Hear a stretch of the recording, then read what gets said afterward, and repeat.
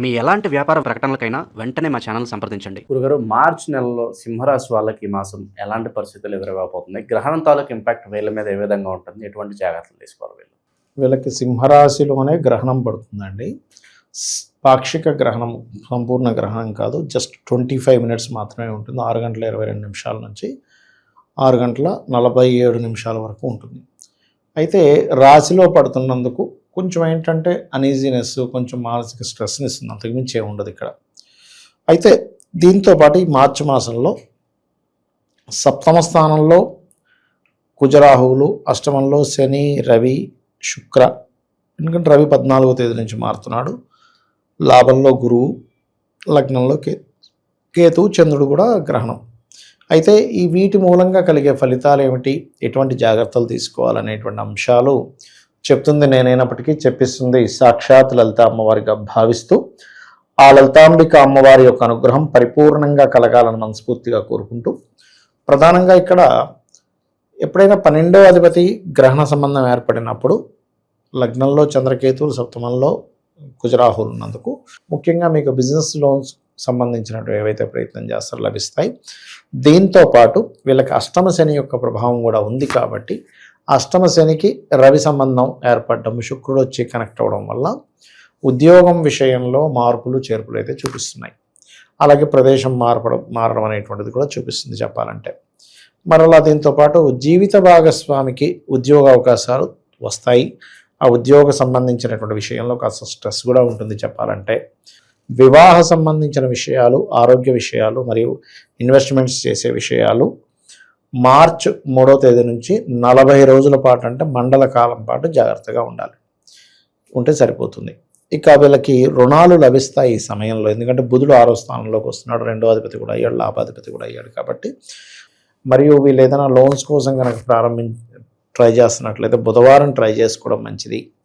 విదేశీ సంబంధాలు కుదురుతాయి చెప్పాలంటే. మరియు దీంతోపాటు సెకండ్ సంతానం పొందే విషయంలో మాత్రం కొంచెం జాగ్రత్తగా ఉండాలి. ఆల్రెడీ ఒక సంతానం ఉందంటే 2వ సంతానం కోసం ట్రై చేస్తున్నాము అని అనుకునేటువంటి వారు ఈ నెల కాస్త జాగ్రత్తగా ఉండాలి ముఖ్యంగా. ఎందుకంటే గ్రహణం పడుతుంది, అది కూడా సింహరాశి అనేటువంటి సంతానానికి సంబంధించిన రాశి.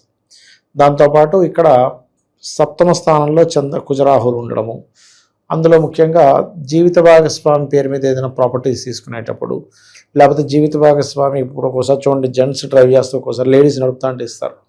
అటువంటి విషయాల్లో కొద్దిగా జాగ్రత్తగా ఉండాలి. ఎందుకంటే ఇక్కడ అష్టమంలో రవి, శుక్ర, రాహు, ముఖ్యంగా శుక్రుడు వాహనకారకుడు అష్టమంలో ఉండడము, కుజుడు రాహు కలిసి ఉండడము, అది కాకుండా 4వ అధిపతి కుజుడు రాహుతో ఉండడం, ఇవన్నీ కూడా ఇటువంటి వాటికి దారితీస్తుంది. కాబట్టి ఈ జాగ్రత్తలకి తీసుకోవాలి ఖచ్చితంగా.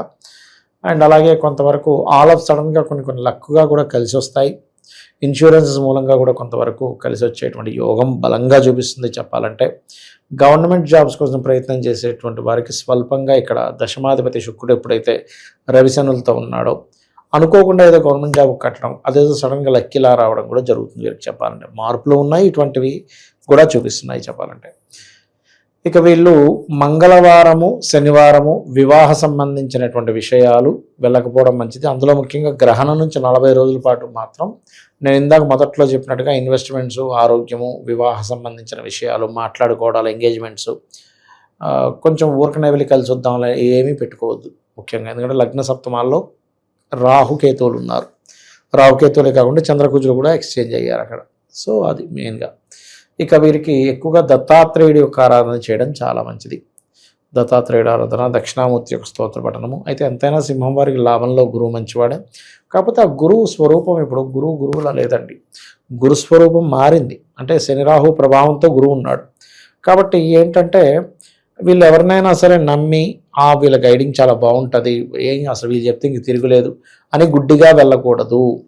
ఎందుకంటే చిత్ర విచిత్ర గ్రహం ఎప్పుడైతే మ్యాజికల్ ప్లానెట్స్ అంటారు కేతువుని, ఆ మ్యాజికల్ ప్లానెట్ లగ్నంలో ఉంటూ గ్రహణం పట్టినప్పుడు ఏమవుతుందంటే మనం ఓవర్ కాన్ఫిడెన్స్తో కొన్ని దృఢమైన నమ్మకాలతో వెళ్ళిపోతూ ఉంటాం.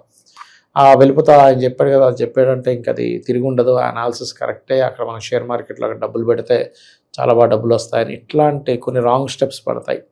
కాబట్టి ఈ విషయంలో జాగ్రత్తగా ఉంటూ దానికి సంబంధించిన మెడిటేషన్ ముఖ్యంగా ఎప్పుడైనా సరే చంద్రకేతువు లగ్నంలో ఉన్నప్పుడు మెడిటేషన్ చేసుకోవడం మంచిది. అందులో గణపతి ధ్యానం చేసుకోవడము, రాజరాజేశ్వరి అమ్మవారి ఆరాధన చేసుకోవడము, దిగంబర శ్రీ పాదవల్లభ దిగంబర అనే మంత్ర సాధన, దక్షిణామూర్తి స్తోత్రం, ఓం ద్రాం దత్తాత్రేయాయ నమః అనే మంత్రాలు చక్కగా పనిచేస్తాయి వీరికి. గురుగారు, విశేషంగా మరి ఉగాది రోజు ఈ రాసుల వాళ్ళందరూ కూడా ఎటువంటి పరిహారాలు చేసుకుంటే కనుక వీళ్ళకి సంవత్సరం అంతా కలిసి వచ్చే వెసులుబాటు ఉంటుంది? చాలా మంచి ప్రశ్న వేశారండి. ఎందుకంటే ఇక్కడ ఫస్ట్ ఆఫ్ ఆల్ ఏంటంటే మనం ఒక క్లారిటీ పెంచుకోవాలి. వీళ్ళకున్న సమస్య ఏమిటి? ఆర్థిక సమస్య, అప్పుల బాధలా, లేకపోతే హెల్త్ ప్రాబ్లం ఉందా, వివాహం అవ్వట్లేదా, జాబ్ రావట్లేదా, లేకపోతే వీళ్ళు చేస్తున్నటువంటి వ్యాపారం ఎంత కష్టపడి నిజాయితీగా ఉన్నా సరే వీళ్ళకి ప్రాబ్లం అవుతుందా అనేటువంటి అనేక అంశాలు ఉంటాయి. వీళ్ళు పాయింట్ పట్టుకోగలరు. ఆర్థిక సమస్య, వీళ్ళకి లగ్నం నుంచి 2వ అధిపతి ఎవరు తెలుసుకోవాలి. లేదంటే నాకు జాతకం తెలియదు, ఏమీ తెలియదు, మరి ఏం చేయాలి? కనీసం ఉగాది రోజైనా సరే ఓం సంపత్కరీ సమారూఢ సింధుర వ్రజ సేవితాయ నమః మంత్రం చేసుకోవడము, గోవులకి బెల్లం తినిపించడము, అదేవిధంగా కాస్త ఉలవలు దానంగా ఇవ్వడము, గ్రాసము తినిపించడం, ఇవి కనుక చేస్తే ఆర్థిక సమస్య ఖచ్చితంగా తగ్గుతుంది. అందులో ఎటువంటి సందేహం లేదు. కాకపోతే ఇక్కడ ఏంటంటే నువ్వు ఎంత కాన్స్టెంట్గా చేస్తున్నావు, ఎంత పర్ఫెక్ట్గా చేస్తున్నావు, ఎంత నమ్మకంగా చేస్తున్నావు ఈజ్ మోస్ట్ ఇంపార్టెంట్.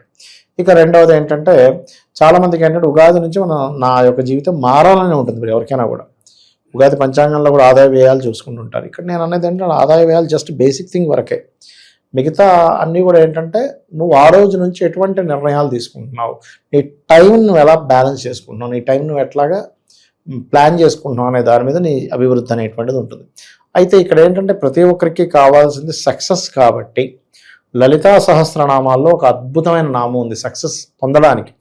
ఏమిటది అంటే ఓం ఇంద్రగోప పరిక్షిప్త స్మరతూనా భజంగికాయై నమః. ఈ నామాన్ని ఎవరైతే రెగ్యులర్గా చాంటింగ్ చేస్తారో 100/100% వీళ్ళకి సక్సెస్ వచ్చి తీరుతుంది. ఇంకా అందులో డౌట్ ఏం లేదండి. కాకపోతే ఇక్కడ ఏంటంటే ఎప్పుడైనా ఒకటే ఏ నామమైనా మీరు కంటిన్యూస్గా చేస్తున్నారు లేదా, ఎంత నిష్టతో చేస్తున్నాము అని. కంటిన్యూటీ ఈజ్ మోస్ట్ ఇంపార్టెంట్ అండి. రోజు చేయాలి, శ్రద్ధగా చేయాలి. ఇది చాలా ఇంపార్టెంట్. రోజు చేయడం, శ్రద్ధగా చేయడం అనేటువంటిది మిమ్మల్ని అసలు మీరు ఊహించలేనటువంటి గొప్ప స్థితికి తీసుకెళ్తుంది మంత్రం. ఓకే, ఈ మంత్రం చేసుకోవాలి. అలా కాదు, కొంతమందికి ఏంటంటే ఉగాది మారింది కానీ మనకి ఏలినాటి శని ఉంది కదండి. ఇప్పుడు ఏలినాటి శని ఎవరెవరికి ఉంది? మేషం వారికి ఉంది, కుంభం వారికి ఉంది, అదేవిధంగా మీనం వారికి ఉంది కదా. కుంభం వారికి 1 సంవత్సరంలో అయిపోతుంది, మీనం వారికి 4 సంవత్సరాల దగ్గర పడుతుంది, మేషం వారికి ఏంటంటే ఇంకొక 6.5 సంవత్సరాల దగ్గర ఉంటుంది, 6 సంవత్సరాలు 3 నెలలు ఏమో ఉంటుంది.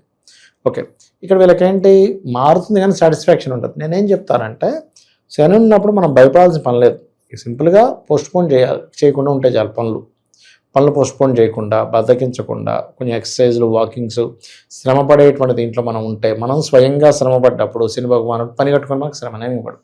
సో అప్పుడు ఏమవుతుంది, ఉగాది నుంచి ఆటోమేటిక్గా మనకు సెట్ అయిపోతుంది ఒకటి. ఇంకొకటి ఏంటంటే ఓం అనాకలిత సాదృశ్య చుబుకశ్రీ విరాజితాయ నమః శని ప్రభావాన్ని పూర్తిగా తగ్గిస్తుంది. అట్లా ఇక హెల్త్ ఇష్యూస్ ఉంటాయి, ఉగాది నుంచి అయినా తగ్గాలని కోరుకుంటూ ఉంటారు. 2 విషయాలు చెప్తాను ఇక్కడ. ఎప్పుడైనా అశ్విని నక్షత్రం వచ్చిన రోజు కనుక ఆ రోజు మీరు మెడిసిన్ మార్చి అక్కడి నుంచి కాన్స్టెంట్గా మీరు కనుక ట్రై చేస్తే అశ్విని నక్షత్రానికి ఉండేటువంటి ప్రత్యేకత ఏమిటంటే మీకు సరైన మెడిసిన్ పడేలా చేస్తుంది. మీ మైండ్ మీకు తెలియకుండానే ఏ డాక్టర్ దగ్గరికి వెళ్ళాలి ఆ డాక్టర్కి వెళ్తారు. ఆ డాక్టర్ గారికి మీకు ఏ మెడిసిన్ ఇస్తే బాగుంటుందో స్ఫురణ కలుగుతుంది. ఆ మెడిసిన్ ఇస్తే తగ్గిపోతుంది. కొంతమంది చూడండి, అబ్బాయి ఎన్నో సంవత్సరాల నుంచి వాడుతున్నానండి, మారిన వెంటనే తగ్గిపోయింది అంటాడు. అదంతే, దాని సమయం యొక్క ప్రభావం. అలాగే మంత్రం ఏమిటి అంటే ఓం సర్వవ్యాధి ప్రశమని సర్వమృత్యు నివారణి అగ్రగణ్యా అచింత్య రూపా కలికల్మశనాశిని.